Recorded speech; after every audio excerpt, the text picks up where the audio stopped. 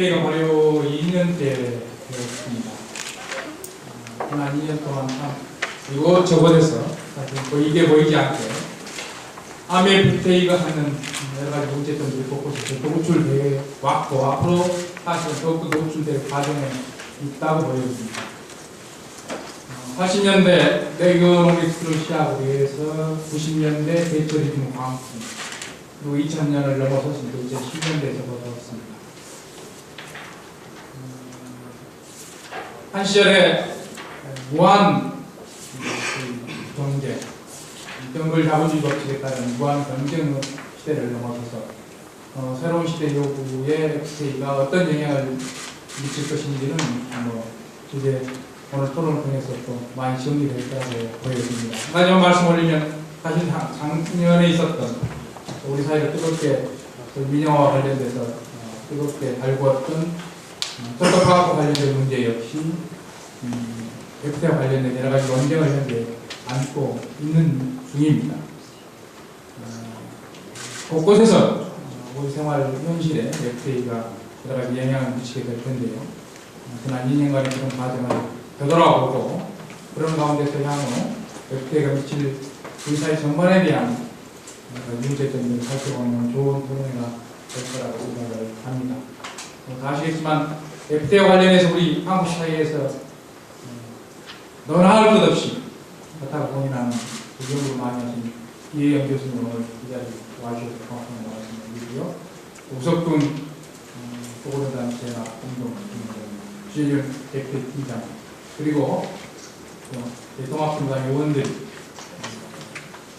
연구 발제를 오늘 제출하게 됩니다. 함께 검토하고 논의를 통해서 우리 FTA 문제들을 우리 사회가 잘 지혜롭게 극복하고 좀 더 나아가서는 법 제도적으로 보완할 수 있는 기술을 찾는 그런 좋은 토론회가 될 수 있기를 희망하는 겁니다. 바쁘신데 참여해주신 여러분들께 다시 한번 거듭 감사드립니다. 고맙습니다. FTA 발효 이후 보건의료 분야의 변화와 전망에 대해서 김민희 의원님께서 발제하시겠습니다. 한미 FTA는 모든 규제 완화 조치를 법적으로 되돌릴 수 없는 민영화 조치로 만드는 것입니다. 한미 FTA 통과 직후에 첫 번째 보건의료 분야의 변화는 경제자유구역법의 본문을 손대지 않고 시행령과 시행규칙을 개정해서 경제자유구역에 외국 법인이 50% 이상 출자하면 국내 환자와 외국인 환자를 모두 진료할 수 있는 국내 영리병원을 허용하게 된 것입니다. 아직 지금 보건복지부에 2개의 영리병원 신청서가 접수되어 있는데 아직 그 부분에 대해서 승인하지는 않았지만 지금 언제 이것이 승인될지 모르는 그런 위험에 처해 있습니다. 또한 보험사와 의료기관의 직접 계약을 통해서 의료기관의 진료에 관여하고 개인 질병 정보를 공유하기를 원합니다. 실손형 보험회사는. 그런데 2011년과 2013년에 금융감독원과 건강보험심사평가원의 업무 협약이 있는데요. 이 내용에서 앞으로 혹시 방금 그러한 실손형 보험회사의 요구를 들어주는 방향으로 가지 않을까라고 우려를 가지고 있습니다. 이것은 아직 완전히 추진된 건 아니지만 여전히 이 부분을 좀 감시를 해야 될 것 같습니다.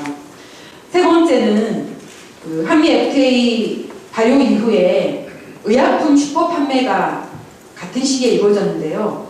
이 의약품 슈퍼 판매를 통해서 기존에는 약국에서만 팔던 의약품을 의약 외품으로 전환해서 슈퍼에서 팔게 되는데 그 중에 가장 대표적인 품목이 카페인이라는 성분인데요.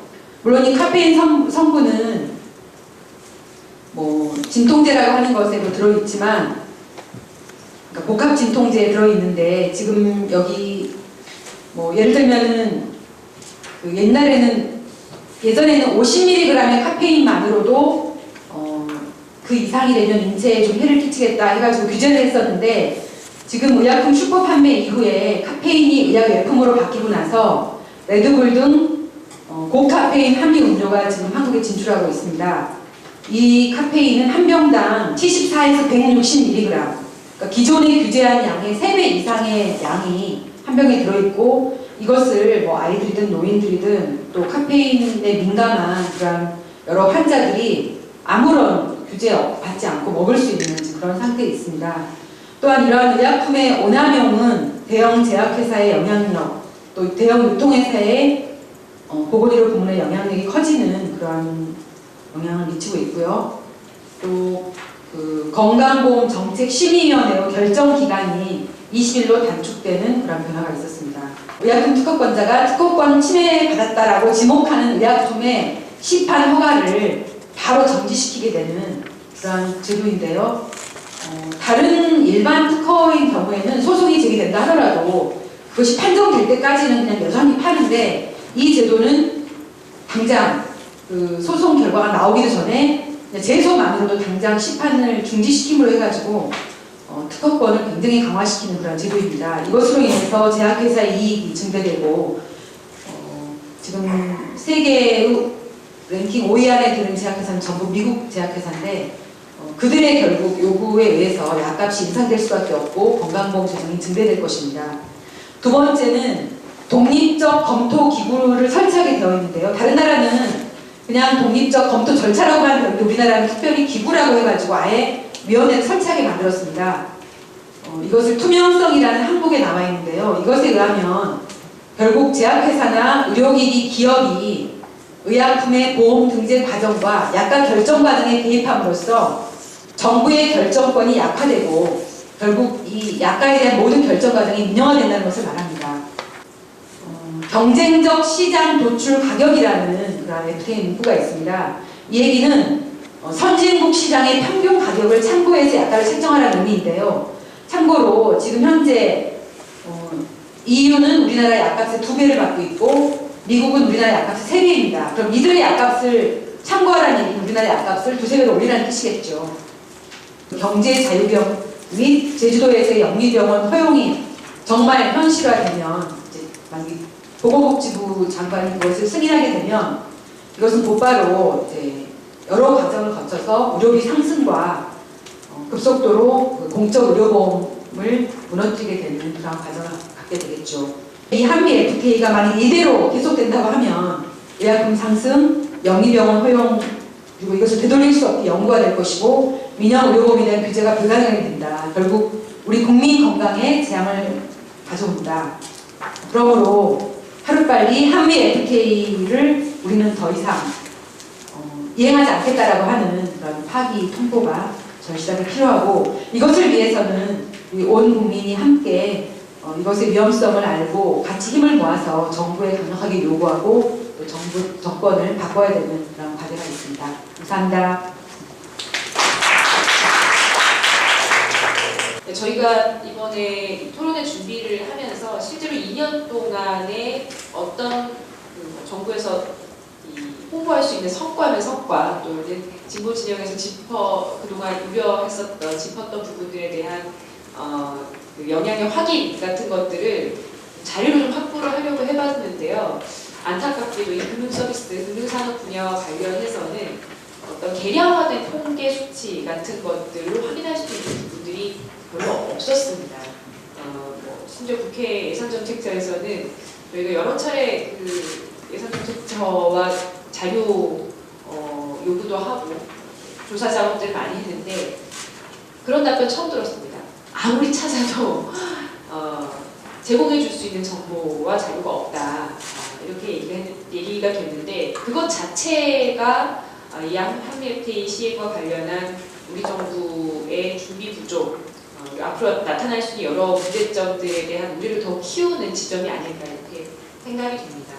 일단 가장 우려가 컸던 금융정보 처리, 금융정보 해외 위탁, 정보 이전과 관련된 부분에 대한 평가가 아예 빠져 있다는 겁니다. 물론 이것은 유예기간이 2014년 3월까지 유예기간이 있었기 때문에 이 부분에 대한 구체적인 내용들을 짚기는 어려운 점이 있을 거라고 봅니다. 그리고 또 하나는 미국의 무역대표부에서는 이미 그렇게 밝혔습니다. 최근에 한미 FTA 협정 이행과 관련한 우려 사항으로서 원산지 검증 완화, 금융회사 고객 DB의 공유, 자동차 분야 비관세 장벽의 완화, 유기농 제품의 인증 서비스, 인증 시스템 같은 것들을 지적을 했고요. 주한미 상공회의소도 한국의 자동차 분야는 여전히 비관세 장벽이 높고 금융 분야에서는 투명성 부족 문제가 있다 이렇게 밝혔습니다. 이런 부분들에 대해서 정부가 충분히 대응을 하고 있는지에 대해 생각해 봤을 때 앞으로 미국 측의 본격적인 압박이 예상되는 것에 대한 우려를 지울 수가 없습니다. 국내 금융회사가 잇따른 개인정보 유출 사고가 계속 발생하는 이유, 가장 핵심적인 이유로 과도한 IT 업무의 아웃소싱 문제를 모두가 짚고 있습니다. 그런데 이미 국내외 3자에게 이것이 위탁될 수 있도록 허용이 됐기 때문에 개인정보 해외 이전의 경우도 재위탁까지 가능한 길이 열려 있다는 것을 강조할 수밖에 없습니다. 특히 이런 경우에 국내에 정보가 있을 때보다 사고가 났을 때 신속한 대처가 어렵고요. 정보 보호가 취약할 수밖에 없다는 것을 충분히 예상할 수 있습니다. 또 하나는 지급결제 서비스 시장이 갈수록 확산되고 있는데 이것에서 해외에 굉장히 많은 이 시장을 가지고 있는 업체들의 본격적인 한국의 시장 잠식이 우려된다는 겁니다. 과제를 짚어본다면 2년간의 유예기간을 두는 동안 과연 한국 정부, 한국의 이런 시장에서는 여러 우려가 되는 상황들에 대한 어떤 대응과 준비를 했는가에 대한 답을 찾을 수 없다는 겁니다. 오히려 금융 정보의 유출과 같은 대량 유출과 같은 사고를 통해서 소비자들의 국민들의 불안을 더욱 키운 그 취약점을 명백히 드러낸 지난 시간이었습니다. 때문에 이런 철저한 대비가 지금에라도 반드시 필요하다는 걸 지적해야겠고요. 또 하나는 앞서 말씀드렸다시피 2년간의 변화를 설명할 수 있는 구체적인 실질적인 통계가 전무하다는 것을, 데이터 자체가 없다는 것을 이번에 확인했기 때문에 다른 산업 분야와는 조금 차이가 있다고 하더라도 금융서비스 분야에 대한 대량 가능한 통계 데이터를 개발하는 것이, 발굴하는 것이 반드시 필요하다는 것을 지적하는 것으로 발제 마치도록 하겠습니다. 고맙습니다.